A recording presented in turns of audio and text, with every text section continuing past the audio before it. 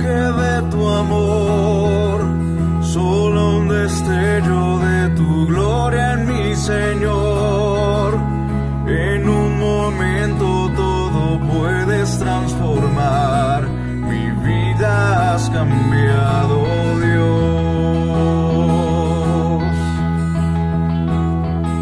Y no alcanzo a comprender, tu amor sostiene por completo hoy mi ser.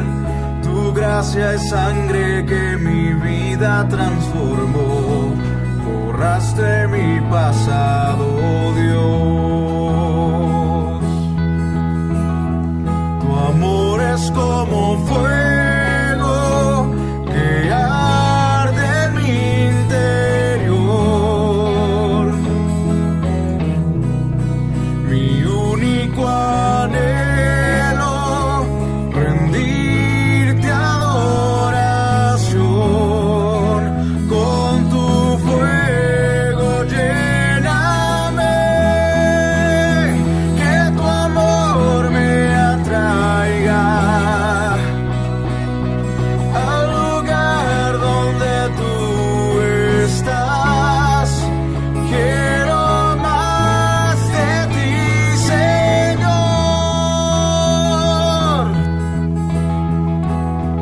Me rindo ante ti, Jesús. Me entrego humilde ante el mensaje de la cruz y me abandono en tu presencia y amor. Jamás seré igual, oh Dios. Tu amor es como fuego que arde en mi interior.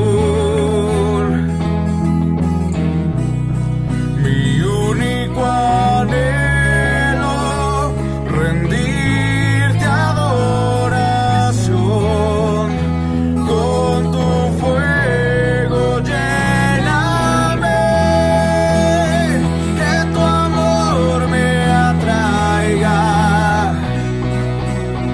al lugar donde tú estás. Quiero más de ti, Señor. En la cruz hoy me rindo, seguiré tu llamado, Dios. Cristo, pertenezco a ti.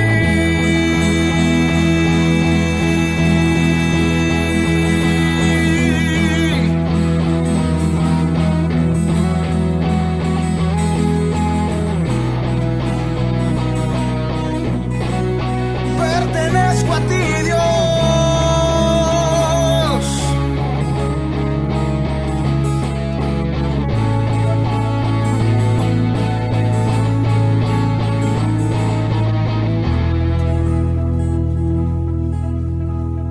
Tu amor es como fuego que arde en mi interior. Mi único anhelo, rendirte adoración.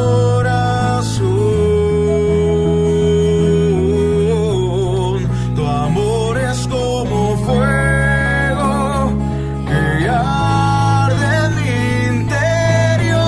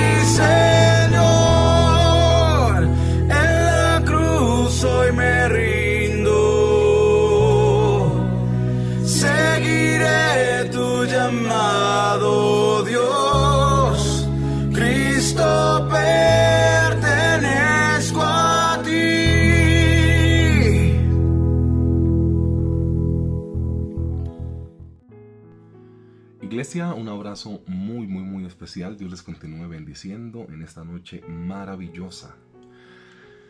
El Señor hoy pone en mi corazón algo del libro de la carta del apóstol Pablo a Galacia en el capítulo 6. Entonces, si usted es tan gentil, busque Gálatas capítulo 6 y vamos hablando, haciendo la introducción mientras usted busca el texto bíblico, de esas palabras o de esa palabra como tal que nos caracteriza dentro de la iglesia. Te das cuenta que dentro de la iglesia hay una palabra muy bonita que es la palabra hermano o hermana. Seamos honestos, así pues clarito. Algunas veces vos no te acordás del nombre de la persona. Y en la congregación es la única manera o es la única parte en la cual vos decís algo que no suena mal y que tampoco te hace quedar mal. Entonces, ¿cómo es que se llama este hermano? Ay, no sé. Y te lo encontrás. Hola, hermano, ¿cómo me le va? Dios lo bendiga. E incluso la palabra hermano es como un formalismo dentro de la iglesia cristiana que algunas veces te puede servir hasta para cuando no te acordás del nombre del hermano o de la hermana a la cual estás saludando. Esta palabra hermano o esta palabra hermanos denota una gran responsabilidad. Porque la palabra hermanos te está hablando de que hay un vínculo espiritual que está por encima en ese contexto incluso del vínculo de sangre como tal. O sea, no haber nacido del mismo papá o de la misma mamá, sino que nos une Jesucristo. Y esto es más potente todavía, ¿ok?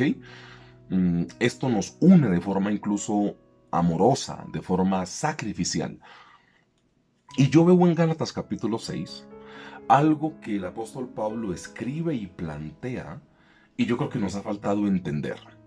No intentando decir o pretendiendo que siempre estaremos en esa condición de fallar, pero sí entendiendo que la condición de fallar es natural dentro de la iglesia.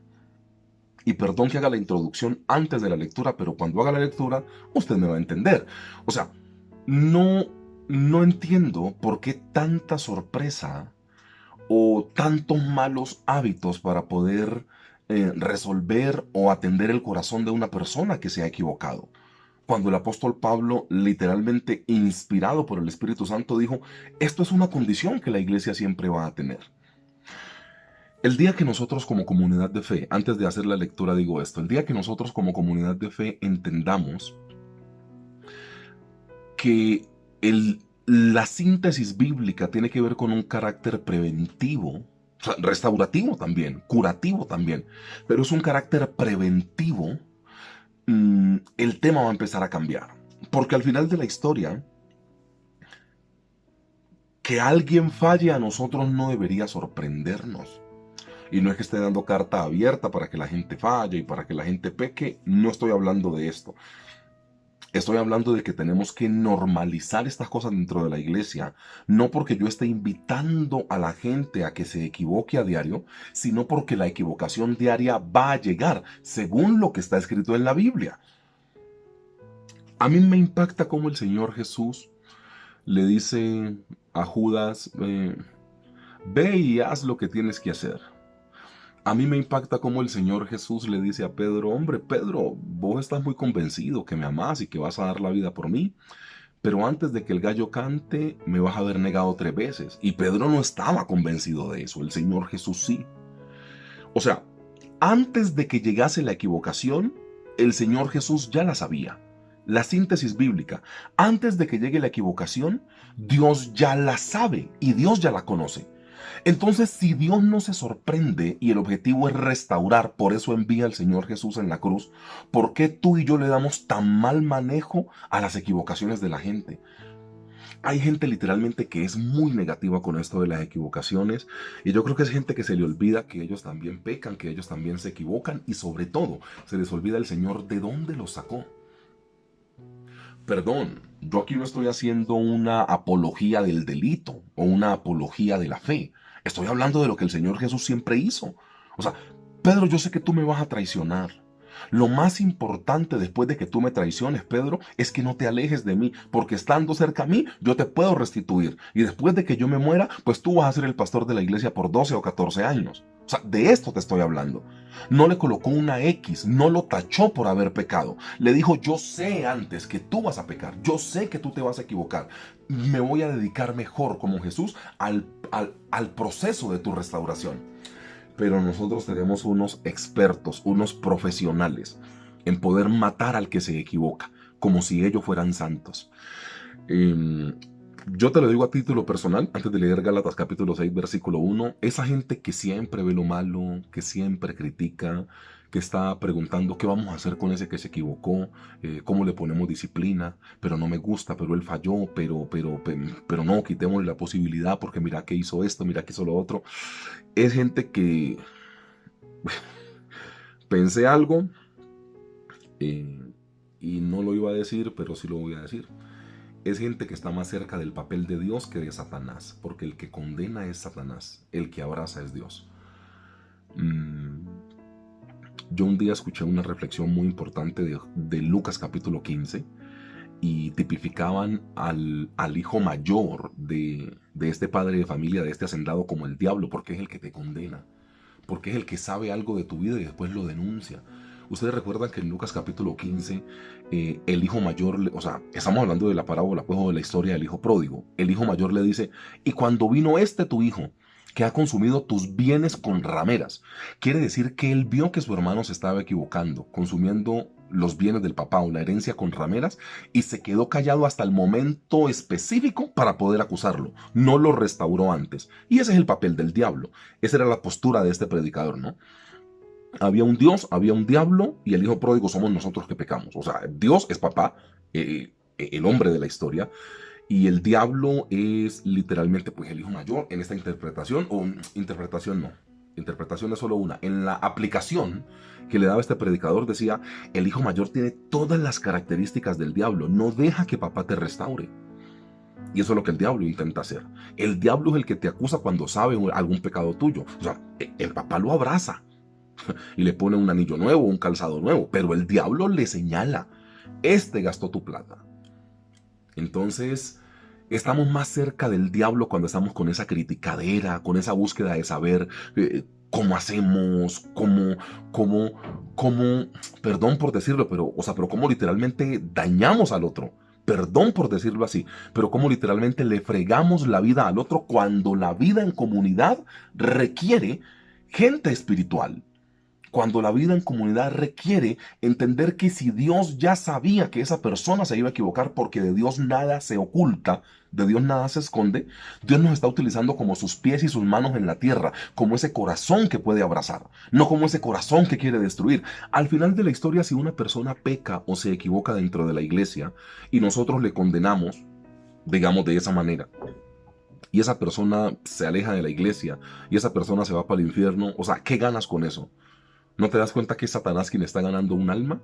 Y es el cielo quien está perdiendo una, solo por satisfacer tu posición de eso no está correcto, yo no sé qué tal cosa, y esa persona pecó, y este se equivocó. O sea, listo, ¿qué ganamos con eso? O sea, ¿darte la razón?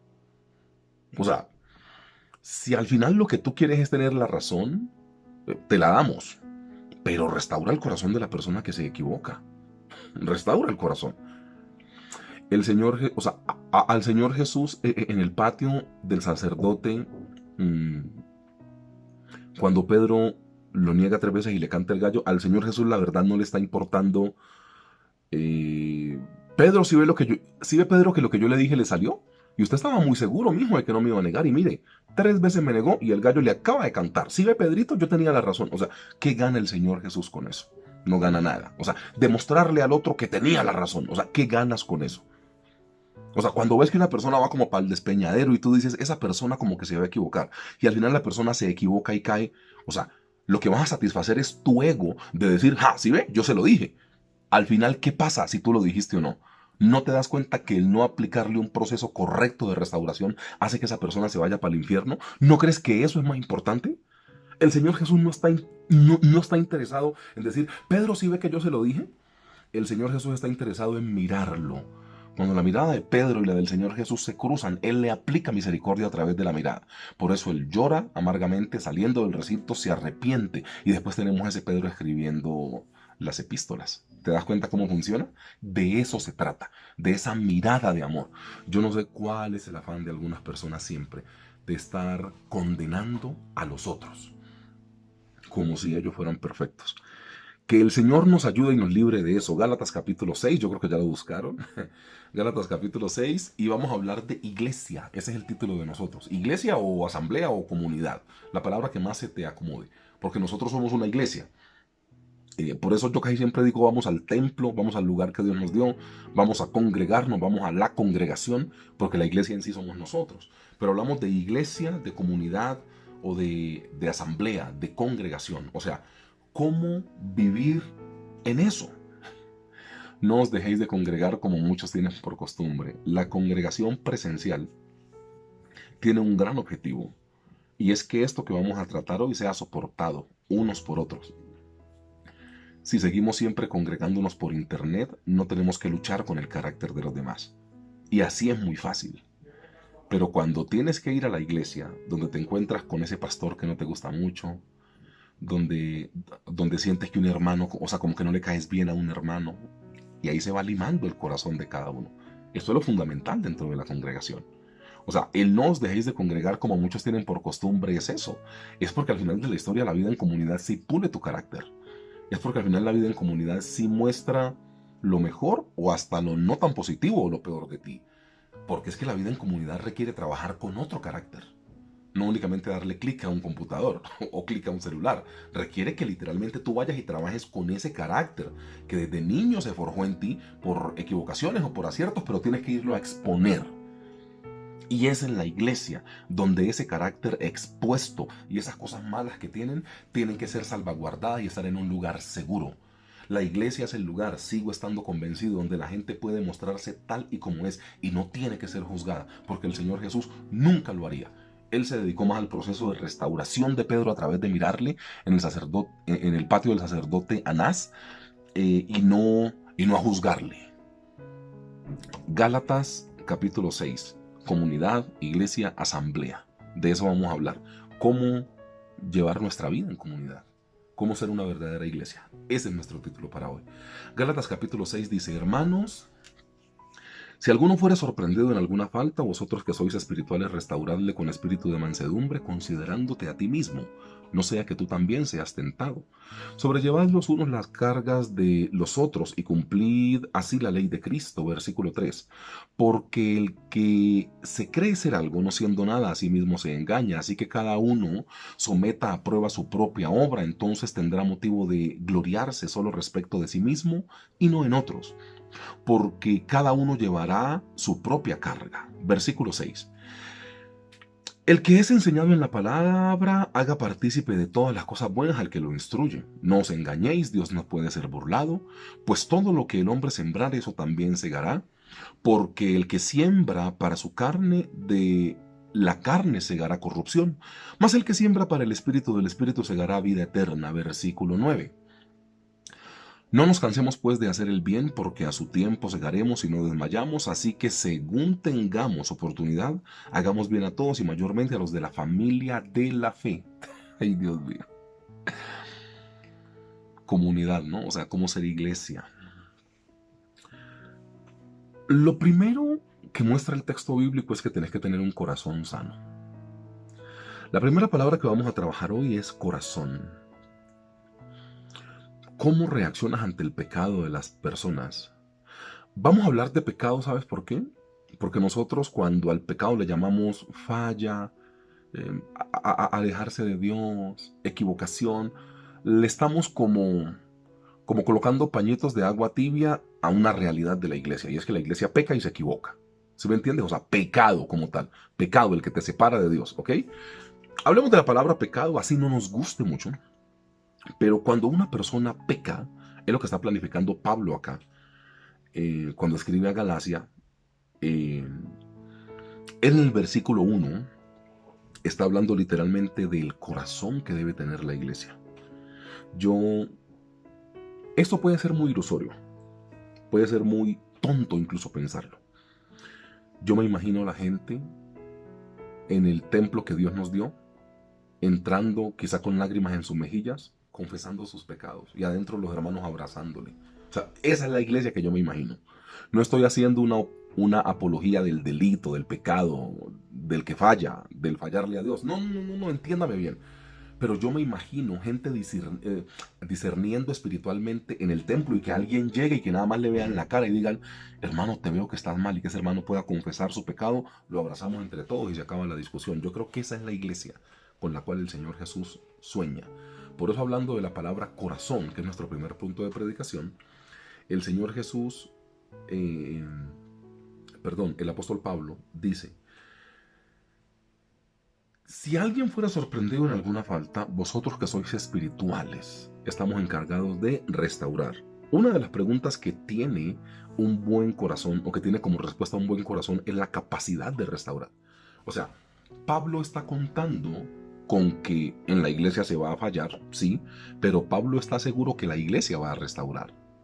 No sé si me hago hacer entender. O sea, Pablo no tiene duda, por decirlo de alguna manera, que la gente en la iglesia va a fallar. De hecho, él dice, si alguno fuera sorprendido en alguna falta, como queriendo decir, esto de que va a pasar, va a pasar. Pero Pablo se está dirigiendo es al corazón del que tiene la capacidad de atender ese pecado. Y dice, yo estoy seguro que si ustedes están bien de corazón y tienen un corazón sano, lo que ustedes van a hacer es restaurar. O sea, Pablo no dice, hablen del pecado del hermano. Pablo no dice, juzguen al hermano. Pablo no dice, hagan sentir tan incómodo al que pecó dentro de la iglesia que no le quede más que cambiarse de iglesia, o, bueno, la iglesia es una sola al final de la historia, cambiarse de lugar de congregación, o irse para el mundo y perderse. O sea, en la ecuación de Pablo hay dos seguridades. Una, que la gente va a pecar. O sea, Pablo no está escatimando esfuerzo en decir, prepárense porque alguien se va a equivocar, alguien va a pecar. Pablo tiene dos aseveraciones. Yo estoy seguro que la gente va a pecar, pero estoy seguro que la persona que tenga un corazón sano luchará por restaurarle. Por eso Pablo no dice, llévenle ahí un proceso cualquiera y abrácenle pues de manera falsa, o miren a ver ahí con pañitos de agua tibia. No, Pablo dice, vosotros que sois espirituales, restauradle con espíritu de mansedumbre. O sea que el versículo que evidencia, todos vamos a fallar, pero todos estamos en la obligación de restaurar. Voy a ser muy claro con este punto, hablando del corazón. Si tu corazón no es un corazón que tiene la capacidad de restaurar, quédate callado y aléjate.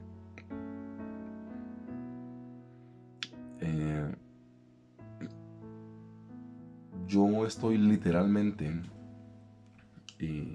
con algunas gestas y con algunas acciones del Señor Jesús. Estoy intentando armar una predicación se llama la otra lectura. O sea, cómo el Señor Jesús ve una lectura diferente cuando nosotros vemos un problema. Una de las que va a salir ese día en la predicación, el día que usted la escuche, pues se acordará de pronto de esta prédica. Ay, el pastor había dicho eso. Ustedes se dan cuenta que los discípulos veían mucho ruido y fastidio en que los niños estuvieran ahí fregando la vida al lado del Señor Jesús. Y él tiene otra lectura. Y les dice, y los discípulos los reprendían para que callasen. Y el Señor Jesús habla e interviene y dice, yo tengo esta lectura. Dejad a los niños venir a mí y no se lo impidáis, porque de los tales es el reino. Los discípulos ven estorbo en su lectura. El Señor Jesús ve reino de Dios. ¿Te das cuenta que es diferente? Esa predicación la estoy literalmente armando y se llama la otra lectura. O sea, ¿cuándo vas a empezar a leer las cosas como el Señor Jesús las leía? De eso se trata la vida cristiana. Aquí no es el que más tiempo lleve en la iglesia. Aquí es el que mejor interprete al Señor Jesús, como daba misericordia. Hermano, vea, si la Biblia dice que la misericordia de Dios se renueva cada mañana, es porque Él sabe que cada mañana nosotros necesitamos de algo que Él dijo que se iba a renovar. Si la misericordia de Dios se renovara cada mes, pues no importaría tanto. Pero si Dios siente la necesidad de renovar su misericordia cada mañana es porque usted y yo a diario necesitamos de la misericordia de Dios. ¿Y qué tal que Dios te esté usando para que seas la persona que le ponga misericordia o que use de misericordia para otras personas? Y tú con ese carácter férreo pensando que es que tú no te equivocas, o ahora asumiendo desde la posición del líder. ¿Cómo estamos entendiendo de mal el liderazgo, no? El liderazgo, hoy en día el liderazgo cree que es la persona que es más santa dentro de la iglesia y que lleva un proceso. Esa palabra con la que yo batallo. El líder ahora no es el que se pone en los zapatos del Señor Jesús. Es el que siempre restaura y que da la mano. El líder ahora es el que ve a los otros como pecadores. En esta generación, el líder es el que ya asume desde su posición de liderazgo, olvidándose de cómo le llegó al Señor. Eso está bien, eso está mal, eso está bien, eso no es pertinente, pero ¿qué vamos a hacer aquí? Pero acá. Asumes ahora una posición de liderazgo porque ya pasaste algún tiempecito dentro de la iglesia, ya sabes que hay unas cosas que no le agradan al Señor y bajo esas cosas que no le agradan a Cristo, empiezas ahora a juzgar al que se equivoca. Y cuando tú venías así, ¿qué pasaba? ¿Será que algún día el Señor Jesús te puso algún tipo de condición para poderte recibir? ¿No será que al líder de hoy en día se le está olvidando que si alguien peca contra mí no lo perdono hasta 7, sino hasta 70 veces 7? O sea, ¿por qué esta actitud faraónica de ser como un emperador, de andarle haciendo sentir al otro y restregarle en la cara al otro su pecado? Cuando el Señor Jesús los miraba y los abrazaba.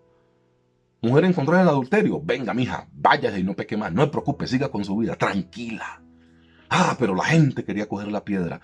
Yo todos los días estoy más convencido que en un punto de nuestra vida seremos o el Señor Jesús que abraza o la comunidad que apedrea. Y yo la verdad he visto mucha gente dentro de la iglesia, no dentro de la que nosotros servimos como líderes en esa, no. En el mundo entero, o sea, regularmente. Ay, pastor, porque las preguntas que te hacen son esas, tienen que ver con el juicio. Pastor, venga, ¿y qué pasa si yo le doy como oportunidad a un hermano y se equivoca, y se equivoca, y se equivoca? Ay, pastor, ¿qué haría usted en mi lugar? Yo leo al Señor Jesús. ¿Cuántas veces he de perdonar a mi hermano que peca contra mí? ¿Hasta 7? No, hasta 70 veces 7. Ya, es que se acaba la discusión. O sea, ¿por qué sienten la necesidad de juzgar al otro cuando el Señor Jesús dijo misericordia o perdón eterno? ¿Por qué sienten la necesidad de juzgar y de destruir al otro? Solo para demostrar que tenían la razón, solo para decir, yo se lo dije, ¿sí ve? Yo sabía que eso iba a pasar. Listo, a ver, te aplaudimos pues, ganaste, sabíamos que eso iba a pasar. ¿Y qué pasa con el corazón de la persona? ¿No has entendido que ese corazón tiene que ser llevado al cielo? O sea, ¿piensas seguir satisfaciendo tu corazón egocéntrico de que si ve lo que yo dije se cumplió? Listo, te aplaudimos, tenías razón. Ya demostraste que esa persona iba a pecar, que esa persona se iba a equivocar y que vos donde pones el ojo pones la bala porque eso iba a pasar, pastor. Listo, ya. Te aplaudimos. Ahora, ¿qué hacemos con el corazón de la persona que peca? O la mandamos para el infierno o la llevamos para el cielo. ¿Qué escoges? La iglesia cristiana no puede convertirse en esto de que si ve, yo le dije que eso iba a pasar. ¿Y qué pasa si acontece? El Señor Jesús le dijo a Pedro, usted me va a negar. Pero al final el objetivo del Señor Jesús es meter el corazón de Pedro al cielo, no restregarle en la cara su equivocación. ¿Cuándo vas a entender que tienes que interpretar a Jesús? Interpreta a Jesús. Cuando la gente no interpreta a Jesús se fatiga y está que tira la toalla, pastor. Uy, es que me tiene mamado esta situación, pastor, y estoy fatigadísimo. ¿Por qué te fatigas? ¿A ustedes no se dan cuenta que el endemoniado gadareno se le tiró a los pies al Señor Jesús y le tocó y no dijo nada? Que el Señor Jesús tocó el leproso, que al Señor Jesús le traen a la mujer encontrada en el mismo acto del adulterio y le restaura el corazón, que la mujer del flujo de sangre que no podía estar en medio de la comunidad se arriesga por Jesús a decir, yo sé que se llegan a dar cuenta que tengo un flujo de sangre en medio de la comunidad porque la ley mal interpretada decía que yo soy inmunda y que tengo que estar a las afueras del campamento, pero me dicen que hay un Salvador y yo me arriesgo así esté a punto de que me den piedra. Si a la mujer del flujo de sangre le descubren que tiene ese flujo y está en medio de la comunidad, la apedrean, hermanos. ¿Y sabes qué hizo ella? Yo sé que ese Jesús del cual yo he escuchado puede perdonarme. Perdón por lo que voy a decir, pero es muy cierto. Y la verdad hay que predicarla. ¿Qué tan malos representantes de Jesús hay hoy en día en las iglesias cristianas? ¿Qué tan malos representantes de Jesús? ¿Qué tan malos? Gente que únicamente ve lo negativo. Gente que únicamente no ve que el otro puede como arrancar a un ritmo diferente. Y perdón, pero eso es orgullo. Y eso es porque también tienen sus culpas y sus pecados ocultos. Uy, hermano, vea, cuando yo le diga, la gente que critica no únicamente está dando una opinión, se está describiendo, que está demostrando sus falencias. O sea, esa gente que critica y creen que eso se les ve muy bonito, ¿no? Porque el objetivo de ellos, ¿cuál es? Decir que tenían la razón. Sí, ve, yo le dije que eso iba a pasar. Es que se veía. Y se vuelven hasta sensoriales, ¿no? Sexto sentido. Y yo, deja tanta bobada. Al final, si lo que tú creías que un hermano o una hermana iba por mal camino y al final, mire que sí salió lo que yo dije, ¿qué ganas con eso? O sea, al final de la historia, ¿qué ganas con eso? O sea, dime qué ganas con eso. Creo que por tiempo solo predicamos de este punto, hablando del corazón. En 8 días, otra vez martes, predicamos del segundo y tercer punto. No hay problema. Hoy quedémonos con esto. ¿Cómo está tu corazón? O sea, ¿tan dañado tenés el corazón que tenés que andar juzgando a otros para alivianar tus cargas? Ay, pastor, no se ha atrevido. No, señor, Mateo 7. Si juzgas al que tiene una paja en el ojo, es porque tú tienes la viga. Entonces no me vengan con ese cuento de que, ay, pastor, yo únicamente digo las cosas porque para que purifiquemos la iglesia y para que la iglesia vaya mejor. Eso es puro cuento. Estás describiendo una condición de tu alma. En boca del Señor Jesús, que si a mí me toca escoger, ¿te estás equivocando vos o se está equivocando el Señor Jesús? Pues adivina yo a quién voy a escoger, que es el que se equivoca.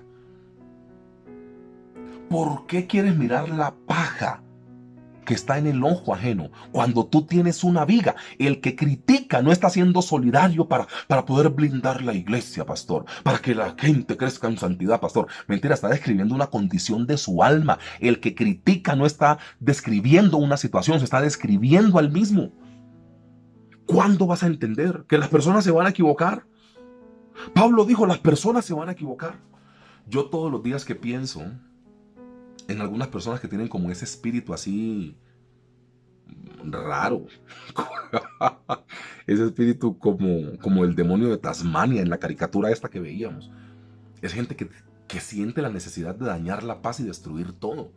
Listo, tampoco lo vamos a pasar al otro extremo, andar alcahueteando pecados, porque, o sea, como Pablo anticipó que todos íbamos a pecar, ay, no, pues abracemos el pecado. Si usted me conoce, sabe que yo ni eso lo estoy mencionando.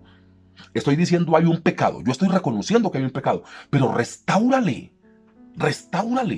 Hermano, vea, yo me sigo sintiendo paniqueado, yo entro en pavor cuando, o sea, yo no he podido entender por qué una persona que peca no va a la iglesia cristiana a que se le abrace, prefiere irse para el mundo, para la discoteca, a meter vicio, a alcoholizarse. ¿Por qué esa persona que se equivoca se siente más segura por fuera de la iglesia que en la misma iglesia? Esa es una pregunta que tenemos que resolver. A mí me da pena, pero es una pregunta que tenemos que resolver. ¿Cómo es que una persona no siente la capacidad de decir, hermano, venga, volví a caer en mi pecado, ¿por qué no me abrazan? Esto tiene que pasar en las iglesias cristianas, esto tiene que pasar. Pero no, prefieren callarse y salir de la iglesia. ¿Será que afuera encuentran personas que sí les abrazan y les digan, eche para adelante, que Dios lo ama así con su falla, el trabajo que debería hacer la iglesia? Ante toda equivocación de las personas, nosotros tenemos la gran posibilidad de convertirnos en el Señor Jesús o convertirnos en la multitud. La multitud tiene tanto morbo con la equivocación que prefieren tener libre a Barrabás. No estamos interpretando, no estamos leyendo correctamente qué significa que hayan dejado a uno de los peores criminales en libertad en cambio del Señor Jesús. La gente quería sangre, la gente quería morbo, la gente quería ver a Jesús crucificado. ¿Sabes qué quería ver la gente? Al que tanto habló de poderes, al que tanto milagros hizo, lo querían ver indefenso, colgado en un madero. Ese es el morbo que le gusta a la gente hoy en día. Perdón, han pasado 2000 años y la comunidad sigue igualititica. Queremos ver sangre. Queremos ver morbo. ¿Ustedes no han entendido que cuando ustedes abrazan al pecador, el diablo queda jodido? El acta de decretos que se había levantado contra nosotros, este Jesús Nazareno en la cruz lo colgó y lo anuló. El diablo, ¿cuándo tiene poder? Cuando hay una iglesia que no abraza. El diablo, ¿cuándo tiene poder? Cuando hay una iglesia que no refleja el amor de Cristo, sino el juicio condenatorio del diablo. O sea, ¿qué sacas demostrando que una persona se equivocó? ¿Qué sacas? Piensa conmigo, ¿qué sacas? O sea, ¿qué ganas? Tu ego fue lleno. Si ve, yo le dije, pastor, que eso iba a pasar y pasó. Listo. Ok, ¿qué hacemos con el corazón? ¿Lo dejamos ahí o lo metemos al cielo? Esta no es una predicación encubriendo pecados. Esta no es una equivocación porque de pronto alguien está diciendo, ve ese pastor como tan flojo en las leyes y en las cosas que debe juzgar. No. Si usted me escucha cada martes cuando yo estoy o no están los otros hermanos o cuando yo estoy el domingo compartiendo algo, si usted verdaderamente conoce, lee el espíritu de este mensaje. El espíritu de este mensaje es que Pablo se anticipó y dijo, ustedes van a tener gente que peque, pero yo confío en que ustedes le van a restaurar. Mira, no es ni hacerle un acompañamiento, no es ni no juzgarle, eso es lo básico. Pablo dice es restauren. ¿Sabes qué tienes que pasar para que una persona restaure? Es la misma persona. Mira, la palabra restauración tiene que ver, perdón que sea redundante, con el significado de la palabra restauración. Si es necesario tumbar todo al piso y levantar otra vez la edificación, yo lo hago, pero yo restauro. Primer ejemplo. Segundo ejemplo, cuando un cuadro se daña, lo llevamos donde una persona que sea experta en restauraciones. Y esta persona con sus técnicas, con mucha delicadeza, con mucho tiempo, utilizando el óleo y las pinturas adecuadas, hace que este cuadro que le cayó moho, que se golpeó, que se dañó, vuelva a estar igualito y su imagen sea igual a la que traía antes. El espiritual y el que tiene buen corazón cuando restaura hace que una pintura o un cuadro que estaba mal ni se le note que se ha caído, ni se le note que ha traído moho, ni se le note que ha necesitado una restauración o una reparación. De eso se trata la palabra restauración. ¿Sabe cómo está restaurando hoy en día la iglesia cristiana? Restregando el pecado de la gente. Y si me van a odiar por lo que voy a decir, pues me van a odiar por decir la verdad. Pero ¿sabes qué es lo que pasa? Que hoy en día hay tanto morbo. La gente sigue liberando a Barrabás con tal de ver al poderoso de Jesús en la cruz. Eso es lo que nos gusta, ver correr sangre y derribar al otro. Hoy en día nos hemos metido tanto en esta lucha. Voy a hablar de dos doctrinas, la católica y la cristiana, ¿no? Entendiendo que Dios es el mismo, que tenemos algunos puntos bien diferentes, pero yo al final veo a mucha gente cristiana cuando un sacerdote, que es entre comillas el del bando contrario, se equivoca, posteando noticias por internet, descuidando el corazón de la víctima. Entonces supongamos que un sacerdote hizo alguna cosa mala, o que una monja hizo alguna cosa mala, o que un cardenal, alguien de ese bando opuesto. Ay, Dios mío. Entonces, si un cura se equivoca, si un padre se equivoca en algo, todos los cristianos ahí mismo, para eso tienen buen celular, ¿no? Con buena resolución. Y eso repostean la información. ¡Pah! Y un cura hizo esto, y un cura hizo esto, y un cura hizo esto. Como queriendo decir, ellos son los malos. La pregunta es, ¿y si no publicas tanta bobada y te pones a orar por el corazón del que fue agredido por ese cura? En el sentido contrario, es lo mismo y pasa exactamente igual. Digamos que un pastor se equivoque en algo. Entonces los que son del bando católico, y mire esos pastores, sí ve, por eso no les creo, y mire los pastores, descuidando el corazón de las personas. No sé si estoy siendo claro con lo que intento planificar o plantear acá. ¿No te has dado cuenta que estás descuidando el corazón solo por ganar una pelea? Si tú eres cristiano y hay un sacerdote que se equivoca, ora por el corazón de la gente que fue defraudada por ese sacerdote. Ora por ese corazón. Si tú eres católico y un pastor o un cristiano se equivoca, que es disque del bando contrario, que nunca he podido entender esto, porque el Señor Jesús no vino a crear religiones, entonces por eso no lo entiendo, ¿ok? Pero si tú eres católico y un cristiano o un pastor se equivoca, ¿no será que tienes que rezar para que el corazón de esos que fueron agredidos por el pastor se mantenga en la fe y se conserve en el cielo?